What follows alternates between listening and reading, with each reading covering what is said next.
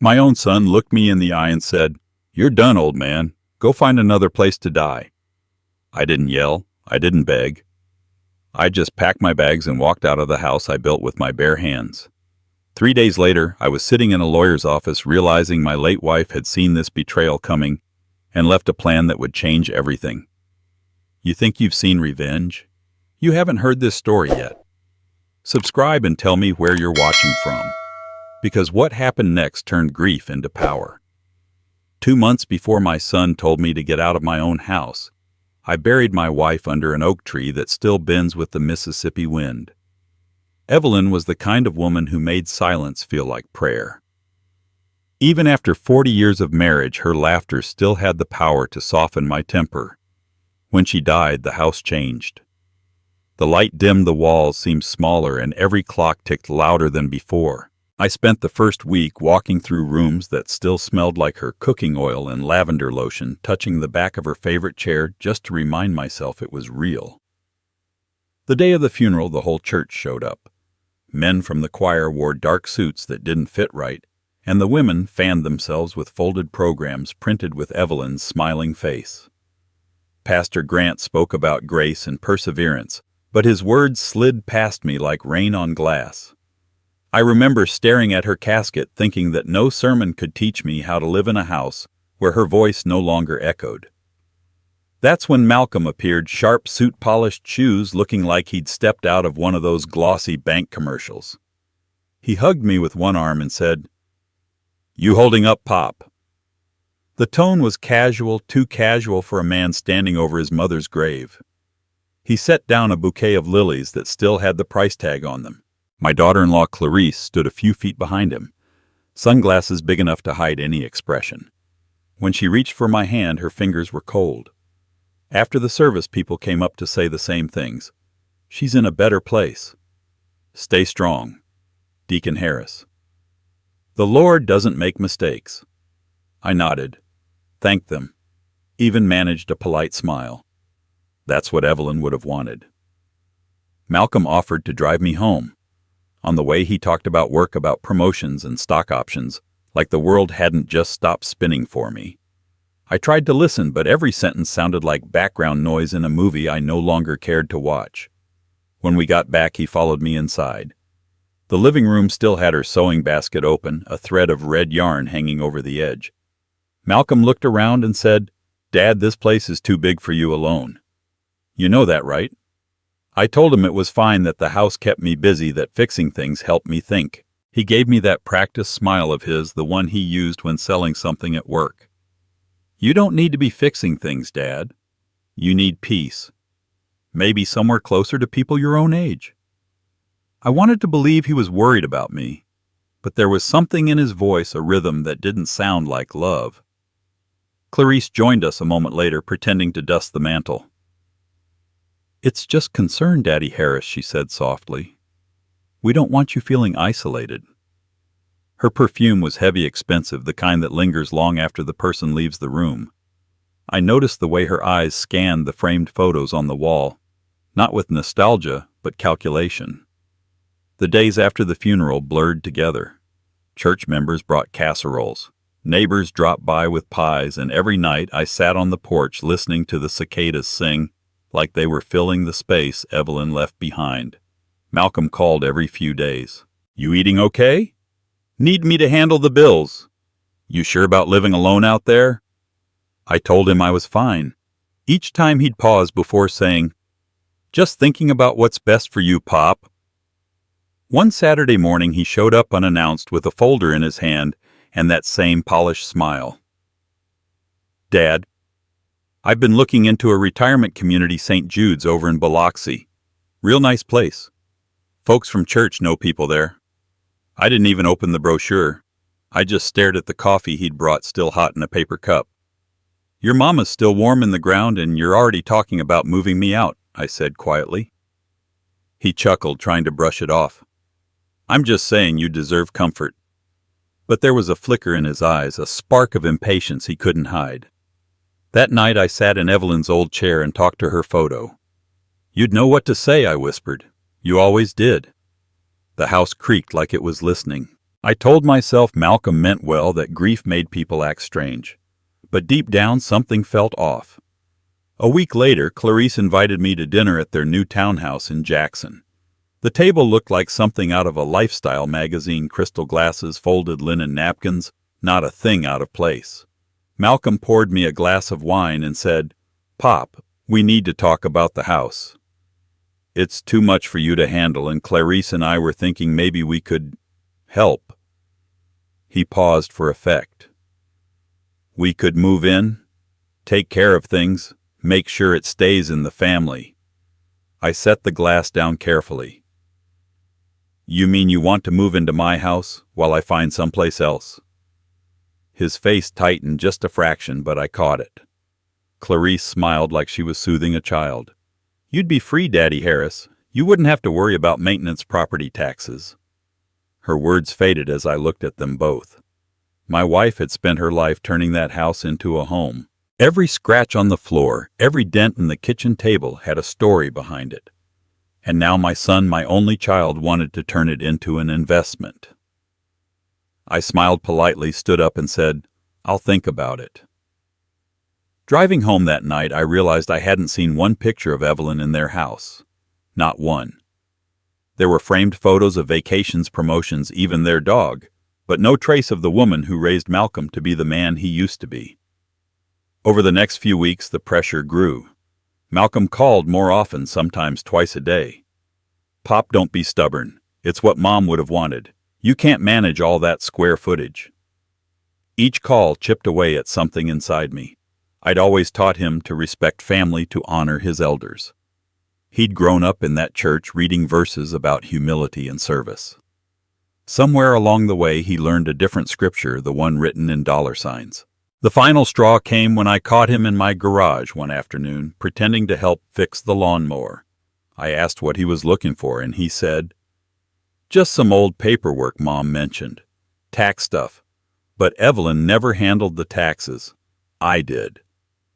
Later, when I went through the desk drawers, I found one missing envelope, the one marked House Deed and Will. That was when the last of my doubt burned away. That night I sat in the dark with the Bible open on my lap. I wasn't praying for forgiveness. I was praying for understanding. I realized love doesn't make blindness noble, it makes it dangerous. I'd mistaken obedience for faith, silence for peace. Evelyn used to say, "Thomas, the Lord gave you a good heart, but He also gave you eyes. Don't close one to save the other." When I finally closed that Bible, I knew she'd been right all along. My son wasn't grieving, he was hunting. And the thing he wanted most wasn't my blessing, it was my house. I poured myself a small glass of bourbon, stared at the empty chair across from me, and whispered, "You planned for this, didn't you, Evelyn?" Somehow I felt her answer in the quiet hum of the night air. 3 days later, Malcolm showed up again, all smiles, pretending to check on me after Sunday service. He brought sweet tea and a story about how he'd been worried sick. But when I looked into his eyes, I saw calculation instead of care. That was the moment I knew the game had started, and that he didn't realize I'd already decided to play it better than him. What I found the next morning changed everything. It was tucked away in an envelope hidden behind Evelyn's old hymnal, sealed and dated 6 months before her death. And when I opened it, I understood that my late wife had been playing a far longer, smarter game than either of us ever knew. Every Sunday after service, Malcolm and Clarice would pull up to my driveway in their spotless SUV, the kind that looks like money even when it's covered in dust. They'd step out dressed like a catalog ad for respectability, Malcolm in his tailored suit, Clarice in her pearl earrings that caught the sun like tiny halos. They'd walk up with smiles too wide to be sincere, arms full of casseroles, talking loud enough for the neighbors to hear. "Just checking on you," Pop Malcolm would say, clapping me on the shoulder like a politician greeting a voter. But I could feel it in the way his hand lingered. This wasn't affection. It was calculation. The first few visits I tried to believe they cared. I even made coffee, set out Evelyn's old china, the set she only used for company. We'd sit at the kitchen table where sunlight used to fall just right on her face when she read her Bible. I'd ask about work, about the church, about their plans for the holidays. But Malcolm always found a way to turn the conversation toward the house. "Pop, this place must be a handful. 2 floors, all that yard. When's the last time you had the gutters cleaned?" I'd chuckle, trying to keep it light. "Boy, I've been cleaning gutters longer than you've been alive." But he never laughed with me, only at me. By the 3rd Sunday, the casserole dish was gone, replaced by glossy real estate flyers. I remember the first one clearly, a smiling couple standing in front of a trimmed lawn under the words, "Simplify your life, move to St. Jude's Senior Living." He slid it across the table like it was a gift. "Look at these places, Pop. Brand new, close to the church. They've got fitness classes, a prayer group, even bingo night. You'd fit right in." I stared at the paper, the perfect lawns, the sterile smiles. "And what would happen to this house?" I asked quietly. "Oh," he said, pretending to think we'd take care of it. "Keep it in the family." Clarice smiled, then type polite, the kind of smile that hides more than it shows. "You know, Daddy Harris, it would be such a relief for you. Less to worry about, fewer bills, and we could stop by every day." She reached across the table, placing her hand on mine. Her nails were polished, flawless, cold. "You deserve a rest." I looked down at that hand, and for the first time I didn't see concern. I saw ownership. After they left, I walked through each room of my house. Evelyn's scent still lingered faintly in the hallway, a mix of cocoa butter and fresh linen. The floors creaked the same way they always had. I'd built this house with my own hands, one paycheck, one prayer at a time. Every wall carried a piece of us, the notch where we measured Malcolm's height, the dent in the banister from when I tripped carrying our first Christmas tree. This wasn't a property. It was my life. And now my son wanted to flip it for profit. The next Sunday they brought a realtor, a woman with too much perfume and not enough patience. She stood in my living room clicking her pen like a ticking bomb. "Lovely bones," she said. "Could fetch a strong price, especially with the market trending up." I turned to Malcolm, but he wouldn't meet my eyes. "You brought a stranger into my house?" I asked. "Pop, calm down," he said. "We're just exploring options. No one's saying you have to move tomorrow." The realtor smiled like she'd seen this 100 times. "Just a consultation, Mr. Harris. Nothing binding." I felt something inside me crack, a quiet fracture that didn't make a sound but hurt all the same. Evelyn would have told me to keep calm, to pray on it, to let the Lord handle it. But I could almost hear her voice saying, "Thomas, faith doesn't mean foolishness." So I told them all to leave. The realtor stammered. Malcolm protested. Clarice looked offended. "This is my home," I said. "And until the good Lord takes me out of it, no one else will." The silence that followed was sharp as glass. That night I couldn't sleep. I sat on the porch with a cup of coffee gone cold, watching the streetlights flicker. The cicadas hummed low and steady like a heartbeat under the dark. Across the yard I saw Malcolm's car slow as it passed by headlights cutting through the mist. He didn't stop. Just slowed enough to look to check if the lights were still on. It wasn't love driving him that late, it was greed, pure and simple. Days turned into weeks. Their visits became shorter, more forced. They stopped bringing food, stopped pretending to care. Instead, Malcolm called at odd hours. "Pop, you'll regret not taking our help. Pop, the market's hot right now." Each word chipped away at the little patience I had left. I stopped answering for a while. Then one evening I found a note taped to my front door. It read, "Dad, please think about what's best for everyone." The word everyone was underlined twice. That was the night I finally opened the safe Evelyn had insisted we keep. Inside were old documents, our marriage license, family photos, and one sealed envelope with my name on it. Her handwriting was neat, deliberate. I didn't open it yet. Not out of fear, but out of reverence. Evelyn never rushed a thing in her life, and I wasn't about to rush her words. I placed it on the nightstand and waited for a sign. The following Sunday they came again. This time no smiles, no fake concern. Malcolm was impatient, pacing. "Pop, we're not going to dance around this anymore. You need to move. We've already talked to the bank about refinancing. My stomach dropped. "You what?" he sighed. "It's just business, Dad. You'll be taken care of. You'll thank me later." Clarice stood behind him, arms crossed, watching me like a hawk waiting for something to die. I stood there staring at the boy I'd raised in Sunday school, the boy I taught to drive, the boy I prayed for every night of his life. And all I could think was, where did you go, son? When did the world get to you? I didn't yell, I didn't argue, I just said, "You've made your choice, Malcolm. Now it's my turn." They left in silence, slamming the door hard enough to rattle the picture frames. When the sound faded, I opened Evelyn's envelope. Inside was a letter and a document stamped with an attorney's seal. Her words were steady, loving, but there was steel beneath them. "Thomas, if you're reading this, it means I'm gone. Don't trust appearances. Our son's heart has wandered and temptation follows him like a shadow. I left the truth with Raymond Price. He'll know what to do." My hands shook as I folded the paper. She'd seen it coming, the greed, the deceit, the mask my son wore. And she had left me not just a warning, but a weapon. The next morning, I put on my best suit, the one I wore to church every Easter Sunday, and headed downtown to find Attorney Price. I didn't know what he had for me, but I knew this much: the battle for my home had just begun. And what I'd discover in that office would change the game forever. It was a Tuesday afternoon when I heard the sound of a car door slam outside 2 doors, then a trunk. I looked out the front window and saw Malcolm and Clarice hauling luggage up my porch steps like they were coming home from vacation. The sight made my stomach twist. There was no call, no warning, just the rhythm of wheels dragging across wood and the sound of my piece breaking in half. When I opened the door, Malcolm grinned, the kind of grin that doesn't reach the eyes. "Dad," he said, setting a suitcase down by the entryway, "we've decided to move in. It just makes sense." For a second I thought I'd misheard him. Move in.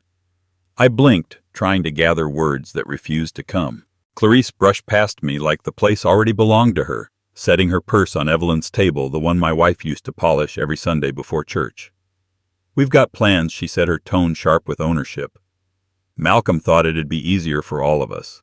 We can help with the bills, you can have company, and we can make this place more modern." She looked around as if she were inspecting a property listing. I stood frozen in the doorway, my mind catching up one heartbeat at a time. "You could have called," I said quietly. Malcolm chuckled, unbothered. "Come on, Pop. You've been here all alone. It's not good for you." Besides, he reached into his jacket pocket, pulling out a folded piece of paper. "According to Mom's will, everything's mine now. So technically this house is our house." Those words hit harder than any punch I'd ever taken. For a moment the world went still, as if the air itself refused to move. "What did you just say?" I asked, my voice low. He handed me the paper, confident, almost smug. "It's all legal, Dad. Mom left the house and the assets to me. Guess she knew I'd make the responsible decisions." I looked down at the paper, at the crooked signature that was supposed to be my wife's.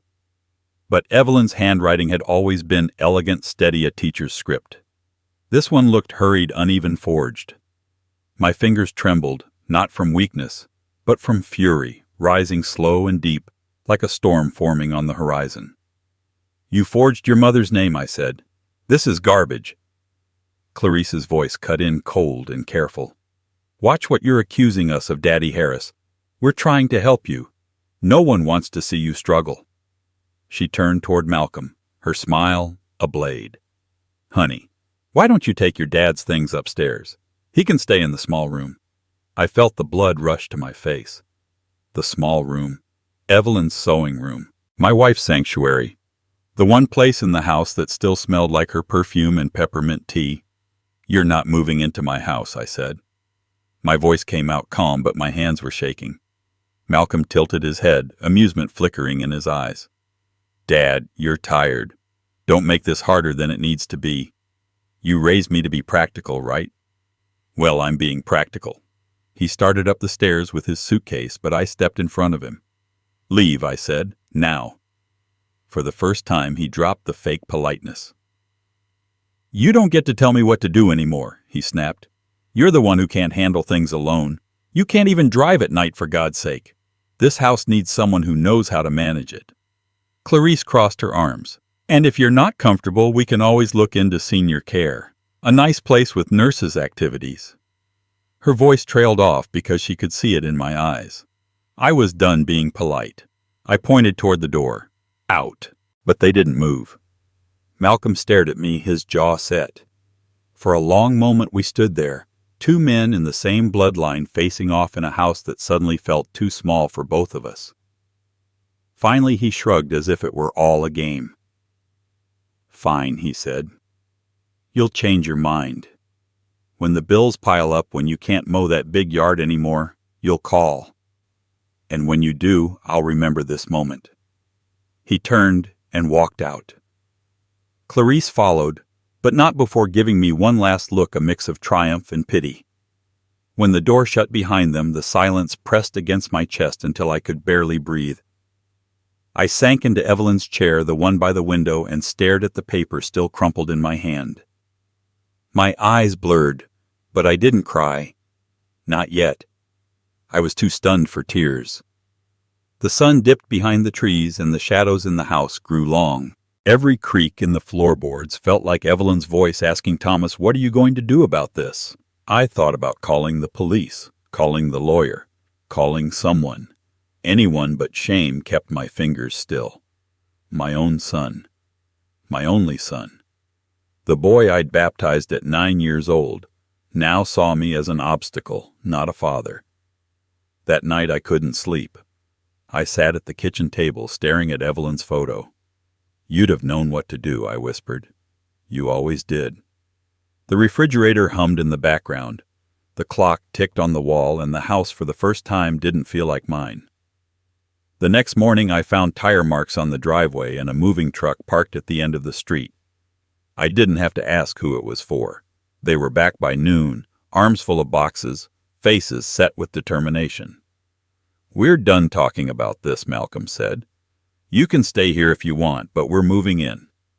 I didn't argue this time. I just watched as they carried their things upstairs, laughing quietly, acting like I was invisible. Every thud of their luggage on the steps was a nail in the coffin of my patience. That night after they went to bed, I walked through the house barefoot, touching the walls, the pictures, the furniture Evelyn and I had chosen together. I ended up in the small room, her sewing room, the one Clarice said would be mine now. I stood there for a long time, staring at the shelves lined with spools of thread and fabric she'd never finish. My chest tightened until it hurt to breathe. That's when I knew something had to change. I went to the kitchen, opened the drawer where Evelyn used to keep the important papers, and pulled out the envelope she'd left me, the one I'd been too afraid to open before. I sat down, unfolded the letter again, and read it until the words blurred. "Don't let fear make you quiet, Thomas. The Lord gives each man a moment to stand. When yours comes, you'll know." I folded the letter carefully, put it in my pocket, and looked around the dark house one last time. Upstairs I could hear their muffled laughter. I smiled, then not because I was amused, but because I finally understood what Evelyn had meant. The next morning I got dressed in my best Sunday suit, polished my shoes, and walked out the front door without saying a word. I didn't lock it. I didn't look back. By the time Malcolm realized I was gone, I was already downtown, sitting in Attorney Price's office, holding Evelyn's letter in one hand and a quiet fire in my chest. He looked up when I walked in and said, "Thomas, I've been expecting you." And what he told me next turned my heartbreak into something sharper, something that could cut all the way down to the truth. Clarice pressed $200 into my palm like she was tipping a bellhop. "You'll be fine, Daddy," she said, voice dripping with condescension. Her perfume hit me before the words did, sweet, heavy, suffocating. Malcolm didn't even look at me. He was already back in the driver's seat of his Lexus, checking his phone as if this were some errand he needed to cross off before dinner. I stood there on the side of Highway 61, gravel crunching beneath my shoes, the late afternoon sun painting everything in a dull orange haze. They pulled away without another word, leaving a trail of dust that stung my eyes and burned my throat. The motel sat just off the highway, a tired row of rooms with faded blue doors and a flickering neon sign that read vacancy, as if it had been begging for company for years. I walked inside past the peeling wallpaper and the smell of bleach that couldn't quite cover the mildew. The clerk didn't bother looking up. He slid a key across the counter and said cash only. I handed over $100 and took the room closest to the vending machine because it felt less lonely to hear the clatter of quarters and cans. Inside, the air was thick and stale. The lamp by the bed flickered like it was struggling to stay alive. I sat down, my hands still holding that folded cash, and felt the weight of what had just happened settle on me like wet concrete. My son, my flesh and blood, had cast me out like a burden. I'd heard stories like this before, usually whispered after church services about children forgetting their parents once money entered the picture. But I never thought I'd be the man in that story. I turned on the faucet in the bathroom and brown water sputtered out before clearing. I splashed some on my face, watching the mirror fog and then clear again. The man staring back at me didn't look like the one Evelyn used to love. His eyes were red, his posture bent. He looked smaller somehow, like grief had carved pieces out of him. I stared at that reflection for a long time and finally said aloud, "What did you do wrong, Thomas?" The silence that followed answered for me, nothing. I hadn't failed as a father. I'd just loved someone who'd stopped deserving it. That night I sat at the small wooden table under the broken lamp, the light humming with a low electrical buzz. I pulled out Evelyn's letter again and read the same lines over and over. "When yours comes, you'll know." I wanted to believe her, but the truth was I felt hollow. The kind of hollow that echoes when you breathe. So I did the only thing I knew how to do. I prayed. I didn't ask for vengeance or money or even forgiveness. I prayed for understanding, for the strength not to let this hatred poison what was left of my heart. "Lord," I whispered, "I've served you my whole life. Don't let me lose myself because of what my son has done." The hum of the lamp filled the pauses between my words. Somewhere down the hall, a TV blared an old gospel show, voices singing, "His eye is on the sparrow." I closed my eyes and let that sound carry me for a while. The next morning I woke before sunrise. The air was cold enough to make my bones ache. I sat outside on the concrete step watching trucks roar past on the highway, their taillights disappearing into the fog. I thought about how easy it was to vanish in this world, how quickly a life could be erased. One moment you're a deacon, a husband, a father, and the next you're just another old man sitting outside a motel with a bag full of clothes and a heart full of shame. I spent the next few days there surviving on gas station sandwiches and coffee that tasted like burnt dust. Every night I walked to the edge of the parking lot where I could see the distant lights of the city. Somewhere out there, Malcolm was sleeping in my house, eating at my table using the plates Evelyn picked out. I wondered if he felt anything, guilt, regret, even a flicker of memory. Somehow I doubted it. Greed doesn't leave much room for reflection. By the third night, the room felt like a coffin. I couldn't stand the stillness anymore. I got up, grabbed my jacket, and walked to the diner across the street. The waitress was a woman in her 60s with tired eyes and a kind smile. She poured me coffee without asking and said, "Rough night." I nodded, and she didn't push. She just said, "Refills are free," and walked away. That small act of grace hit harder than I expected. For the first time in days, I felt seen. When I returned to the room, I noticed something I hadn't before. A hairline crack in the mirror above the dresser. It split the reflection in two, one side of my face, clear, the other warped.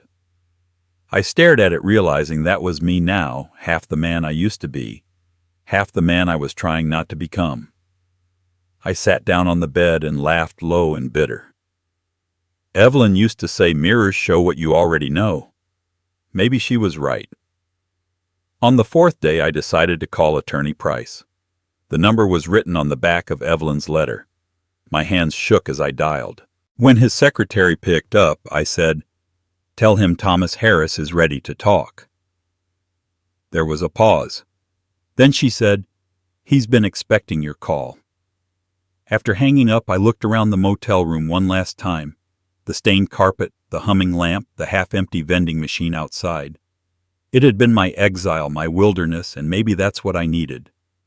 The Bible says 40 days in the desert can change a man.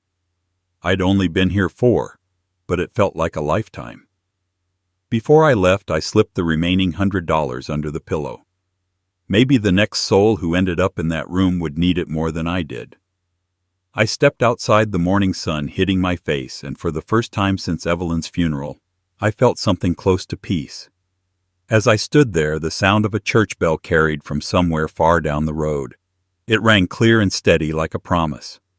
I knew then that my prayer had been answered not with comfort, but with clarity. My son had taken everything he could touch, but there were still things beyond his reach.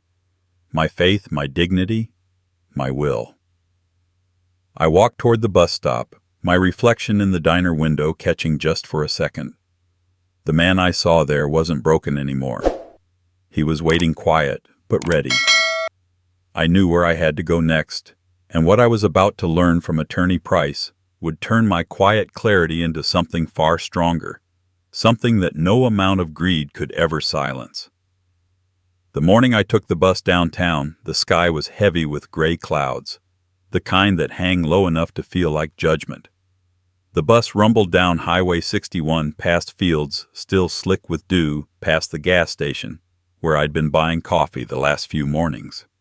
I sat near the window, clutching Evelyn's letter in my jacket pocket, the paper already softened by my fingers. I didn't know exactly what I was walking into, but something inside me had gone still, like the part of me that used to tremble had turned into steel overnight. The city came into view slow and gritty. I got off 2 blocks from the courthouse and made my way to the law office. The building was old brick with faded gold lettering on the glass door, Price and Ward Attorneys at Law. The moment I stepped inside, the smell of paper and polished wood hit me, and I remembered the last time I'd been there 15 years ago signing papers when Evelyn and I refinanced the house. She'd been the one who understood all the details. I just nodded along, trusting her to make sense of the numbers. The receptionist, a young woman with thick glasses, looked up. "Mr. Harris, Mr. Price is expecting you." Her tone carried the kind of quiet respect I hadn't heard in a long time. She led me down a narrow hallway lined with certificates and photographs. At the end sat a wooden door with a nameplate that read Raymond J. Price, Esq. When the door opened there, he was older, grayer than I remembered, but the same sharp eyes. "Thomas," he said, standing to shake my hand. "It's been too long." I nodded, unable to form words. He gestured for me to sit, then reached for a thick folder on his desk. "Your wife was a remarkable woman," he said. "I suppose you know that better than anyone." I gave a half smile. I thought I did. He opened the folder, slid a stack of papers toward me. "Evelyn came to see me a few months before she passed. She said, 'Raymond, I love my son, but I don't trust the man he's become.' She had me draw up a separate version of her will, one that wasn't filed with the usual records. She wanted a layer of protection just in case." My throat tightened. I reached out, touching the paper with trembling fingers. The handwriting was unmistakable hers. Steady, clean, deliberate. "To my husband, Thomas Harris, I leave our home, our savings, and all remaining assets in his sole name." I read it twice, maybe 3 times. The air in the room felt charged like lightning right before it strikes. I looked up, eyes stinging. "He forged it, didn't he?" "Malcolm forged the other one." Price nodded slowly.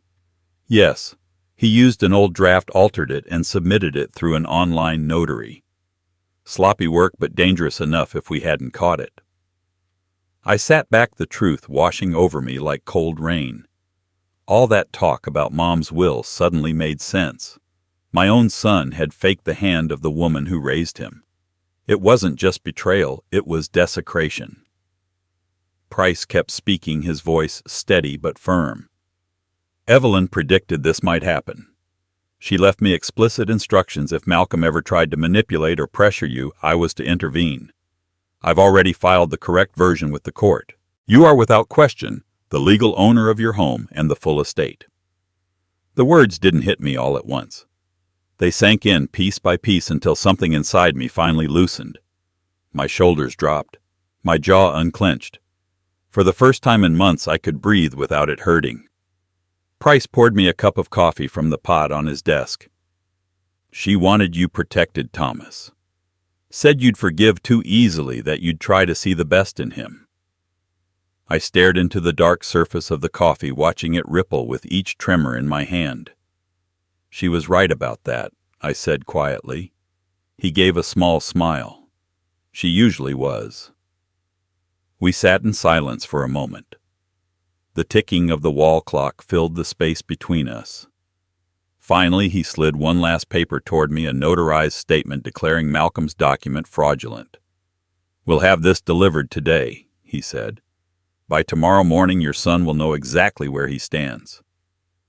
I looked up. "And where's that?" Price's eyes hardened. "Outside the law, and outside your house." I nodded, slow and deliberate. "Good."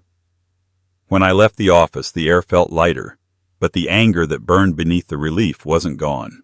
It was clean now, focused. I walked past the courthouse steps, through the city square where a group of kids were playing by the fountain, and thought of all the Sundays Malcolm used to sit next to me in the pew, humming along to hymns about forgiveness and faith. How easily he'd sung those words, not realizing they'd one day condemn him. I stopped at a diner for lunch, sat by the window with a plate of fried catfish and sweet tea. I could almost hear Evelyn's voice beside me, soft but sure, the way she always sounded when she knew the truth would win out. "See, Thomas," she'd say, "God's justice doesn't come loud. It comes quiet, but it comes sure." I finished my meal, left a generous tip, and stepped back into the street. The city had started to buzz with late afternoon noise, traffic voices, the hum of life moving forward. I felt that hum in my chest. Not peace exactly, but purpose. The bus ride home was quiet. I sat near the back, staring out the window as the sky began to break open with streaks of sunlight. I thought about how Evelyn had known everything before I did, how she'd built a wall of protection around me, even in death. That thought alone nearly brought me to tears. She'd trusted me to stand up when the moment came, and I finally had. When I reached the edge of town, I didn't go straight to the house. I stopped by the church instead. The doors were open, the smell of wax and old wood hanging in the air. I knelt at the front pew and whispered, "Thank you." It wasn't just for the Lord, it was for her too. As I walked out, the pastor caught sight of me. "Brother Harris," he said, smiling. "Good to see you back." I smiled back, though my heart was already elsewhere, because I knew what waited for me at home. A confrontation, an ending, maybe even a reckoning. Malcolm wouldn't take this quietly. He'd come back angry, desperate, dangerous even. But this time I wasn't the man sitting in a motel room praying for clarity. This time I had it. The sky cracked open with thunder as I stepped onto the bus again, and the rain started to fall in hard, deliberate sheets. It felt fitting. Something was being washed clean. I looked out at the storm and whispered, "You were right, Evelyn. You always were." And when the bus turned down my street, I saw Malcolm's car parked in the driveway, engine running, rain pounding against the hood. I smiled. The time for prayer was over. The time for truth had come. By the time I stepped off the bus that afternoon, the rain had stopped, leaving the streets slick and gleaming like mirrors. The smell of wet asphalt mixed with the scent of magnolia trees, heavy and familiar. I walked slowly toward my house, my shoes splashing through shallow puddles, the weight of Evelyn's letter still resting against my chest like a second heartbeat. I didn't know what waited for me inside, but I wasn't the same man who had left days ago with a broken will and a borrowed faith. I was steady now, the kind of steady that comes when pain turns into purpose. When I reached the driveway, Malcolm's Lexus was parked out front, engine idling, windshield wipers scraping back and forth in a slow rhythm. He was sitting in the driver's seat, tapping his fingers on the steering wheel, a stack of papers on the dashboard. His arrogance filled the air before he even opened his mouth. "Where you been, Pop?" he asked, stepping out. "You can't just disappear like that. We had things to settle." I didn't answer. I just looked at him. Really looked at him, the pressed suit, the polished shoes, the tie knotted too tight. He looked like success on the outside, but beneath that slick surface I saw the panic. The kind a man feels when the ground beneath him starts to shift. "Malcolm," I said, calm as a preacher at sunrise, "you might want to check your accounts before you start talking about settling anything." He frowned. "What's that supposed to mean?" I didn't respond. I just walked past him up the steps and unlocked the door. The house was quiet, the air still carrying the faint scent of lemon oil from Evelyn's old cleaning days. Inside everything looked the same, but the feeling was different, like the house itself was waiting. I went straight to the living room, sat down in her chair, and waited for the storm to come. It didn't take long. 10 minutes later, I heard him on the phone in the kitchen, his voice rising. "What do you mean the payment didn't go through?" "Try again. Run it again." A pause, then louder. "What do you mean the account's frozen?" I closed my eyes and exhaled slowly. That sound, the sound of his certainty cracking, wasn't joy. It wasn't revenge. It was release. Attorney Price had kept his word. By sundown, every account in Malcolm's name was suspended, every asset under investigation. His credit cards were dead, his car lease flagged, and the forged will he'd submitted was now evidence in a pending fraud case. I hadn't asked for any of that. I'd only asked for the truth. But sometimes the truth doesn't come quietly. It arrives with thunder. Malcolm stormed into the living room, waving his phone like a weapon. "What did you do?" he barked. "You think you can just—" I raised a hand. "Sit down."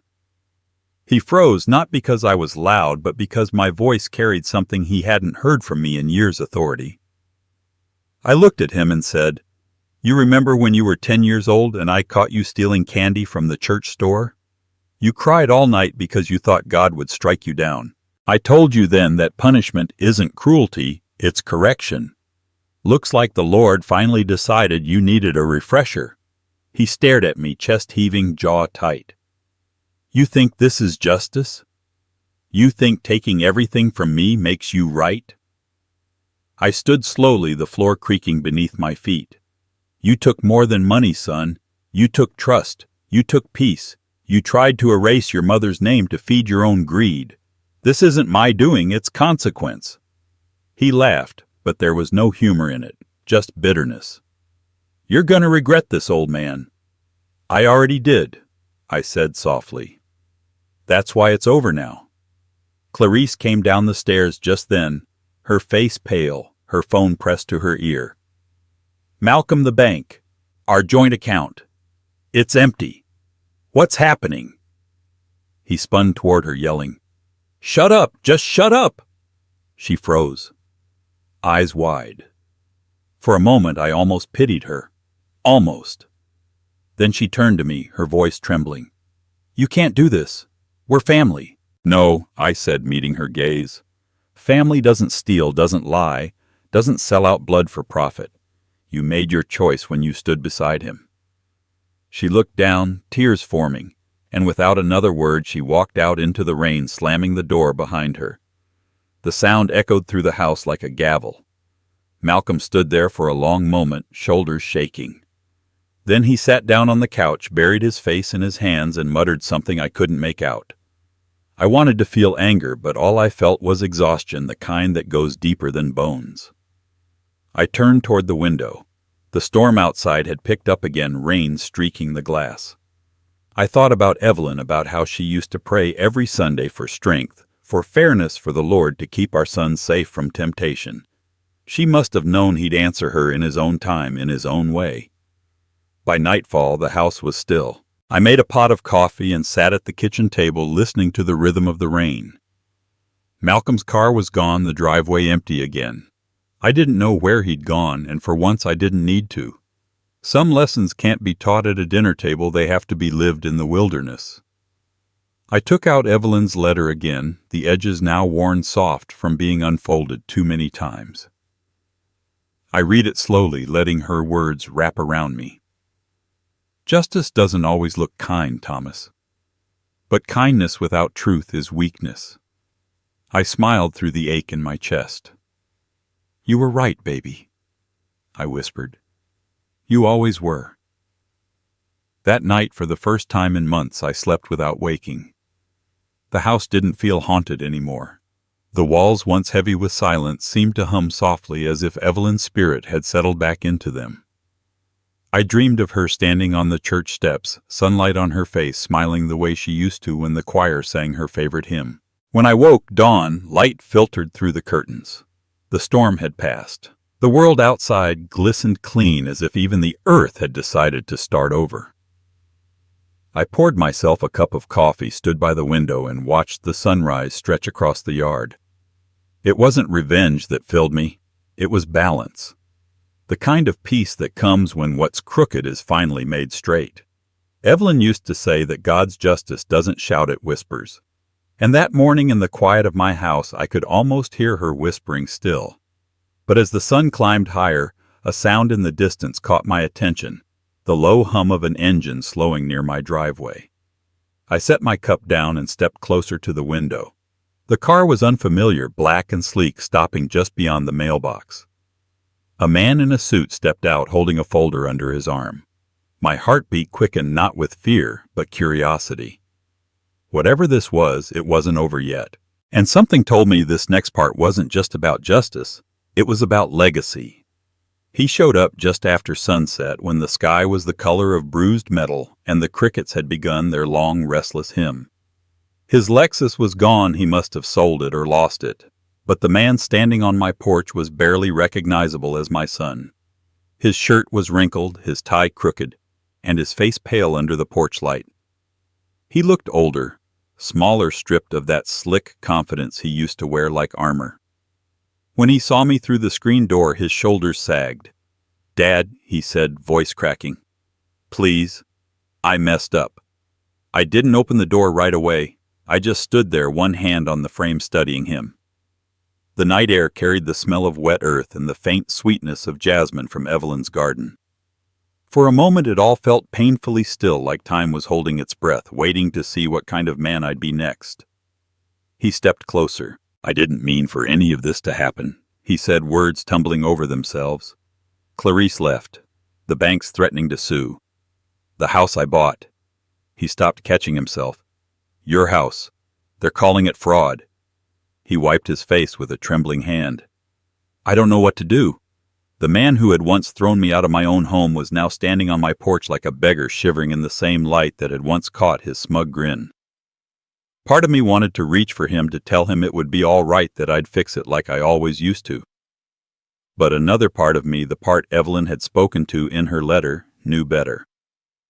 "Son," I said quietly, "you broke a commandment long before you broke the law." He flinched like the words had weight. "Don't talk to me like I'm some criminal," he said, voice rising. "I just made mistakes. You think I wanted this? You think I planned for everything to fall apart? You didn't plan anything," I said. "That's the problem." He stared at me, chest heaving, his pride and desperation battling across his face. "You think you're better than me? You think you can just sit there in judgment while I lose everything?" I opened the screen door, slowly stepping out onto the porch. The boards creaked under my feet, the same sound they'd made when I used to come home late from church meetings, trying not to wake Evelyn. "No," I said. "I'm not better. I'm just a man who finally learned when to stop saving someone who doesn't want to be saved." He blinked, and for a second I saw the little boy he used to be, the one who used to hold Evelyn's hand during service, the one who'd fall asleep in the back seat on the way home from Sunday dinners. That memory hit me like a blow, and I had to look away before my voice broke. "Dad," he whispered, "I'm sorry." I wanted to believe him. I wanted to hear those words and feel them land with truth. But something about the way he said it, too quick, too rehearsed, made me hesitate. I'd spent months learning that remorse isn't the same as repentance. One asks for mercy, the other earns it. I took a step closer until the porch light caught both our faces. "You're not sorry for what you did," I said. "You're sorry you got caught." He opened his mouth, then closed it again. The silence stretched between us, thick and suffocating. Somewhere down the street a dog barked. The world felt painfully ordinary for a moment that was anything but. "I can fix this," he said, suddenly, voice desperate. If you just give me access to the accounts again, just for a little while, I can make it right. Please, Dad, I need your help." I laughed low and bitter. "The same help you offered me when you threw me out." He shook his head, stepping forward. "I wasn't thinking straight. I thought you'd be safer that I was protecting you." "Stop lying," I said sharply. The sound of my own voice startled me. "You weren't protecting me. You were protecting your wallet. You were worshiping a god made of money and pride, and you thought he'd save you. But now you've seen the truth. That false god doesn't hear you when you're broke." He stared at me like I'd struck him. "You don't understand," he said weakly. "Oh, I understand just fine," I replied. "I understand that your mother saw this coming and tried to save you before it happened. I understand that love can't fix greed. And I understand that if I keep bailing you out, you'll never learn what it means to stand on your own 2 feet." He dropped his gaze, hands clenched at his sides. "You're just going to let me drown." I thought about that for a long moment. The moon had risen high now, casting the yard in silver light. The oak tree swayed gently, its branches whispering in the wind like voices from another time. I could almost hear Evelyn's voice, then steady, warm, certain. "Let consequences teach what love could not." I took a deep breath and said, "If drowning is what it takes for you to look up, then yes." He turned away, pacing the porch, muttering under his breath. Then he stopped, gripping the railing, shoulders shaking. "You think this is what Mom would have wanted?" I closed my eyes for a moment, feeling her presence all around me. "It's exactly what she wanted," I said. "She wanted you to see the truth before it was too late." He laughed bitterly. "You're cruel, old man." "Maybe I said, but I'm finally honest." He looked at me one last time, eyes wet but hard. "I have nothing left," he said. "That's not true," I replied. "You've still got time. You've still got a choice. But that's between you and God now." For a moment he just stood there, the weight of his own ruin settling over him. Then he stepped off the porch and walked into the dark. No words, no goodbyes. I watched him until he disappeared down the road, swallowed by shadows. When the silence returned, I sat down on the steps, my body heavy but my spirit strangely light. The night air was cool against my skin, carrying the faint scent of rain and honeysuckle. I thought of Evelyn again, her patience, her faith, her unshakable belief that truth always rises no matter how deep it's buried. I stayed there for a long time, listening to the wind move through the trees. I wasn't angry anymore.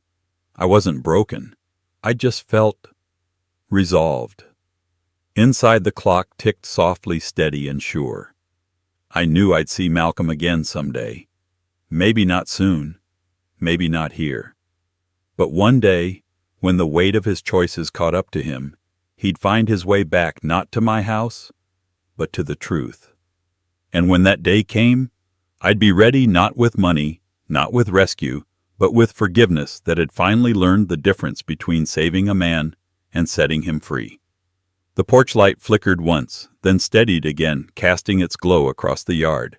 I looked out into the dark, where my son had vanished, and whispered, "Go on, boy. Learn what the world tried to teach you."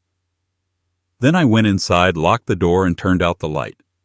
But before I did, I caught my reflection in the glass. A man, weathered but whole, scarred but still standing. I realized I wasn't just surviving anymore. I was becoming something else. And what came next would test every ounce of faith I had left. By the end of that week, word had already traveled faster than I could.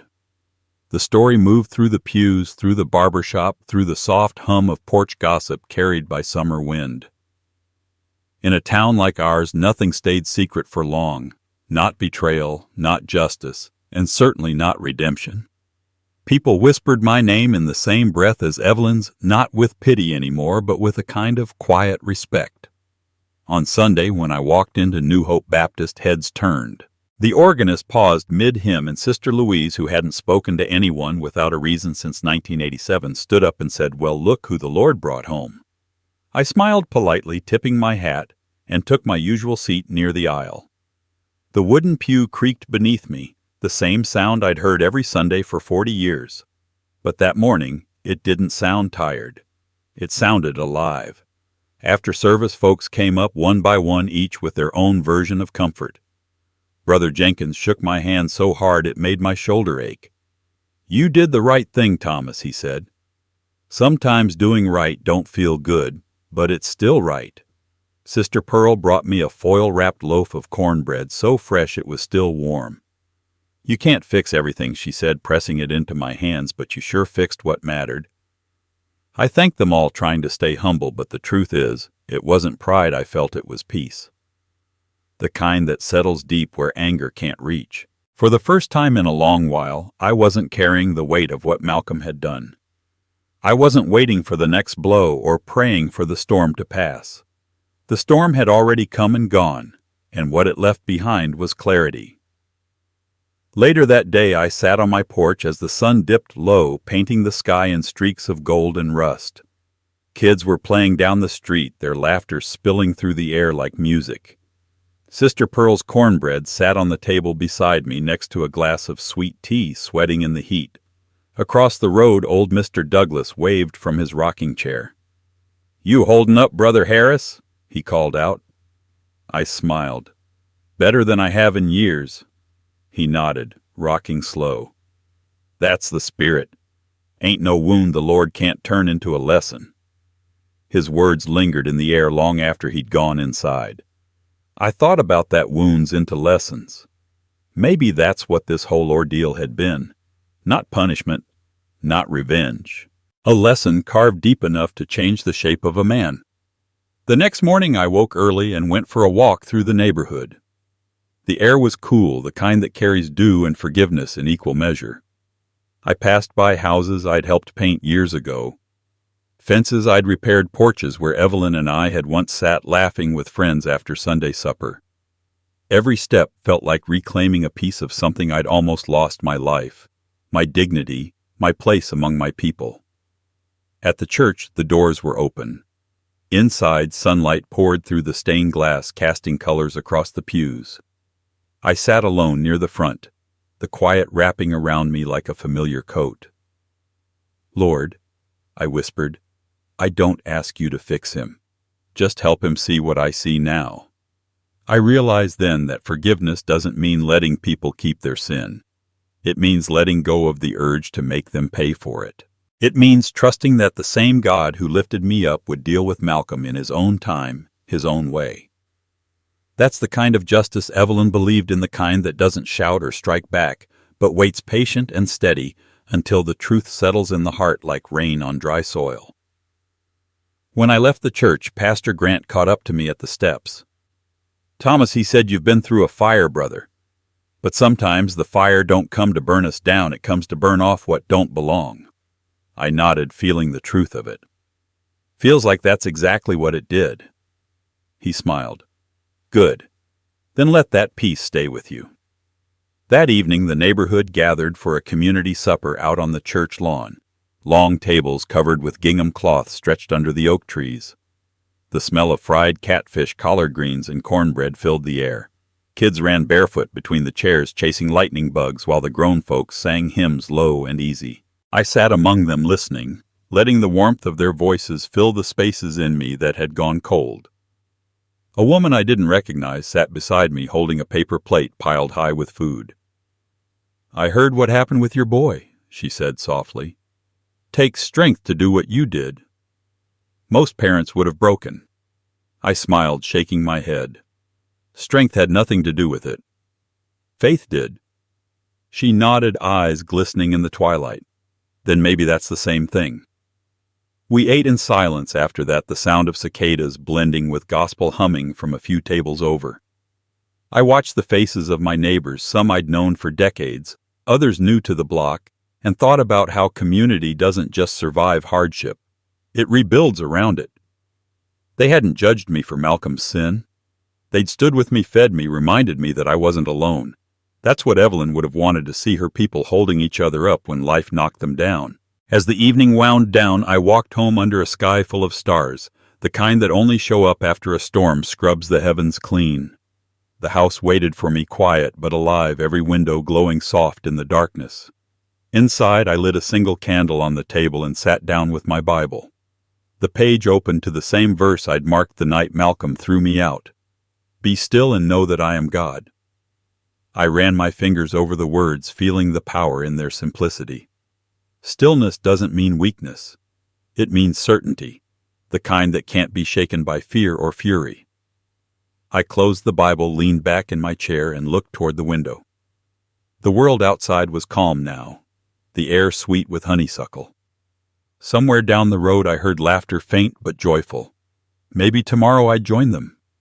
Maybe I'd bake my own cornbread, bring it to the next church gathering, sit among my people, without the shadow of shame at my back. But for that night, peace was enough. And as the candle flickered low, I caught sight of Evelyn's photograph on the shelf. Her smile soft, her eyes steady. I raised my glass to her and whispered, "We made it, baby. We really did." The flame swayed once, as if in reply, and I felt the faintest shift in the air, like the house exhaled after holding its breath for too long. Then somewhere in the distance a car engine started. I looked toward the sound, a faint unease threading through the quiet. The headlights didn't move, just idled far down the road. I set my glass down slowly, my pulse steady but alert. Maybe peace had returned, but the story, mine and Malcolm's, wasn't finished yet. Months slipped by quietly after the dust settled.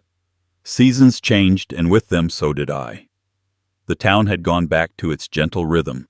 The church bells ringing on Sundays, the mailman waving from his truck, the scent of rain clinging to the magnolias out front. My life, once loud with grief and confrontation, had softened into something slower, steadier, and sacred. But there was still one room in the house I hadn't touched since Evelyn's passing, her prayer room. For months I kept the door closed. Sometimes I'd pass by and pause, hand resting on the knob, but I could never bring myself to step inside. That room had always been hers, her sanctuary. It was where she whispered her faith into the silence of early mornings, where she'd kneel on that old woven rug, with her Bible open and sunlight painting her shoulders gold.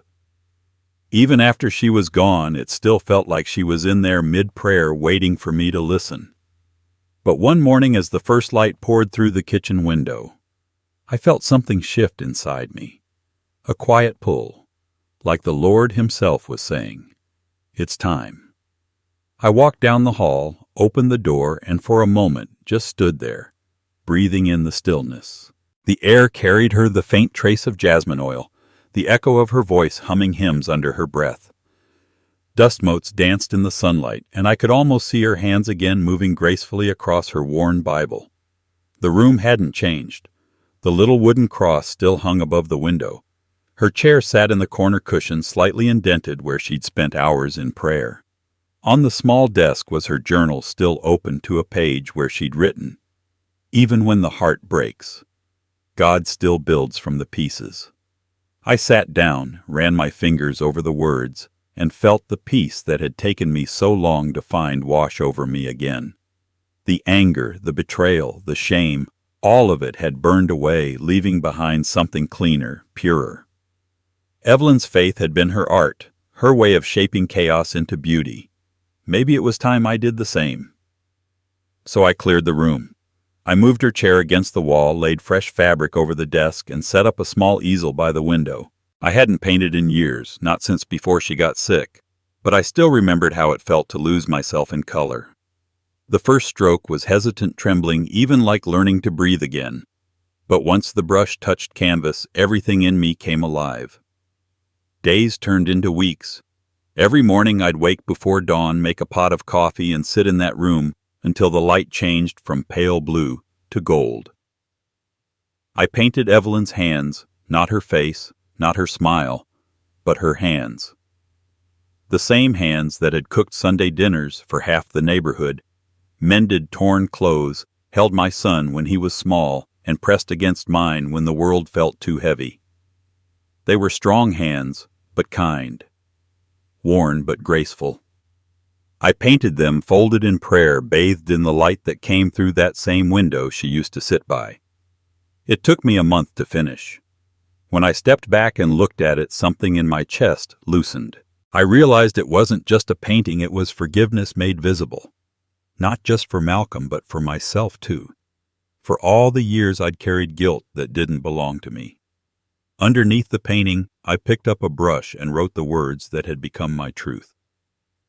The best revenge isn't anger, it's peace with dignity. Those words weren't born from spite, they came from survival. From knowing that sometimes walking away takes more courage than fighting back. From learning that forgiveness doesn't mean forgetting. It means refusing to let the wound define the rest of your life. When I finally invited the congregation over for Bible study one evening, that painting was the first thing they saw when they walked in. The room was filled with candles and soft light. Sister Pearl stopped in front of the canvas, her hand over her heart. "Lord have mercy," she whispered. "That's beautiful." Brother Jenkins wiped his eyes, pretending it was just the candle smoke. "That's her," he said softly. "That's exactly how she prayed." I didn't say much. I just smiled, poured sweet tea for everyone, and listened as they shared stories about Evelyn's kindness, her stubborn hope, her laughter. The room that had once been filled with grief now pulsed with life, with memory, with grace. I knew then that I'd finally done what she wanted, not by holding on to pain, but by turning it into purpose. As the evening faded, I stayed behind, cleaning up the cups and plates, humming one of her favorite hymns. The moonlight streamed through the window, landing right on the painting. I sat down in her old chair, looked at those painted hands, and whispered, "We made it, sweetheart." I thought of Malcolm then, where he might be, what kind of man he was trying to become now. I hadn't heard from him in months, but I prayed for him every night. Not out of obligation, but out of love. The kind that doesn't demand repayment. The kind that hopes quietly, faithfully. Evelyn used to say every soul has its season. Maybe his was still waiting for spring. Outside, the cicadas hummed steady and sure. The world felt right again, not perfect, but right. I took one last look at the painting before turning off the light. Those hands, her hands glowed faintly in the moonlight, as if she were still there, praying over the house, over me, over the story that had somehow become a testimony. I realized then that I hadn't just survived betrayal. I'd transformed it. I'd taken the ashes of what was broken and used them to paint something sacred. The kind of beauty that doesn't come easy, the kind born from pain, tempered by faith, and sealed by peace. As I left the room, I glanced back at the words beneath the painting one more time. The best revenge isn't anger.